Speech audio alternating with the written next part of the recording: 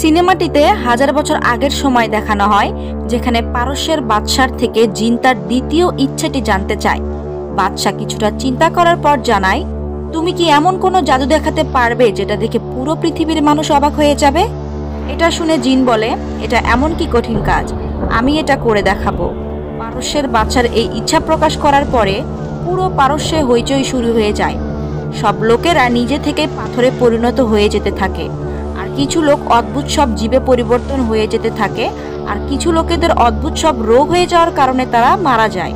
তখন জিন বাদশার কাছে আবার আসে আর বলে, আপনার তৃতীয় এবং শেষ ইচ্ছাটা আমাকে জানান। বাদশা তার দ্বিতীয় ইচ্ছা পূরণের অবস্থার পর নিজের দেশ পারস্যের অবস্থা দেখে ভয় পেয়ে যায়।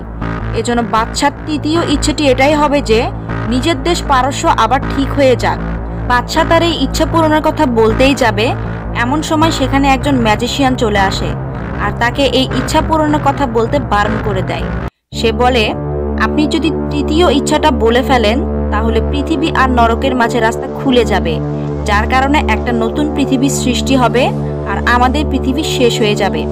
জাদুকরের এই কথাগুলো শুনে জিন তখন রেগে আগুন হয়ে যায়, আর জাদুকরকে চুপ করানোর জন্য এক জাদু প্রয়োগ করার চেষ্টা করলে জাদুকর তখন সেই জিনকে একটা লাল পাথরে বন্দি করে দেয়। এখানে দৃশ্যটি পরিবর্তন হয় এবং বর্তমান সময়ের কথা দেখানো হয়। আমাদের একজন ব্যক্তিকে দেখানো হয় যিনি একটা জায়গায় খুবই গুরুত্বপূর্ণ একটা স্ট্যাচুর জন্য অপেক্ষা করছে। গত 10 বছর ধরে সে যে কোনোভাবে এই স্ট্যাচু পাওয়ার জন্য চেষ্টা করছিল। শেষ পর্যন্ত সেই স্ট্যাচুটা সেখানে পৌঁছে যায়। সেই স্ট্যাচুটাকে একটা কাঠের বাক্স করে ক্রেনের মাধ্যমে নিচে নামানো হচ্ছিল, কিন্তু সেখানে কোনো কারণে ক্রেনটা খারাপ হয়ে যায় আর সেই কাঠের বাক্সটা একটা মানুষের উপর পড়ে যায়। দুর্ভাগ্যবশত সেই ব্যক্তি কাঠের বাক্সের তলায় চাপা পড়ে মারা যায় আর সেই স্ট্যাচুটি ভেঙে যায়। এই কারণে সেই ব্যক্তি যে কিনা স্ট্যাচুর জন্য অপেক্ষা করছিল তার মন খুব খারাপ হয়ে যায়। সেই ভাঙা স্ট্যাচু থেকে একটা লাল পাথর বের হয়, যেটা এক কর্মী চুরি করে নেয়। সেই কর্মীটি অন্য একজন ব্যক্তির কাছে পাথরটি বিক্রি করে দেয়। তিনি আবার পাথরটি নিয়ে অন্য একজন ব্যক্তির কাছে যায়, যিনি পুরনো জিনিসপত্রের মূল্য নির্ধারণ করে সেগুলো বিক্রি করত। তিনি যখন পাথরটি দেখেন তখন বলেন, অ্যালেক্স নামের একটি মেয়ে এই পাথরটির সঠিক মূল্য বলতে পারবে। তখন যিনি পাথরটি নিয়ে এসেছিলেন সেই ব্যক্তিটি সে পাথরটি ওই লোকের কাছে রেখে চলে যায়। এরপর অ্যালেক্স নামের সেই মেয়েটিকে দেখানো হয়। অ্যালেক্স যখন সেই লাল পাথরটাকে দেখে তখন সে বলে পাথরটি খুবই দামি পাথর, পাথরটি তার খুব পছন্দ হয়, আর তাই সে ওই পাথর সম্বন্ধে আরও জানতে চায়। অ্যালেক্স ওই পাথরটিকে তার হাতে ঘষে আরও চমকানোর চেষ্টা করছিল। তখনই হঠাৎ সেই পাথর থেকে একটা আওয়াজ আসে যে, আপনি কি আমায় ডেকেছেন? এরপর অ্যালেক্স পাথরটিকে মাইক্রোস্কোপের তলায় রেখে দেখে। তখন সে ওই পাথরের মধ্যে কিছু অদ্ভুত জিনিস লক্ষ্য করে। পাথরটিকে নিয়ে সে তার ওই বন্ধুর কাছে যায় যার সাথে সে টেনিস খেলছিল।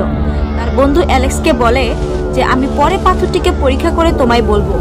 এরপরে অ্যালেক্স ফুটবল ট্রেনিং দেওয়ার জন্য চলে যায়, কিন্তু ওইদিকে তার বন্ধু পাথরটির উপর লেজার টেস্টিং করে, যেখানে সে কিছু অদ্ভুত জিনিস লক্ষ্য করে।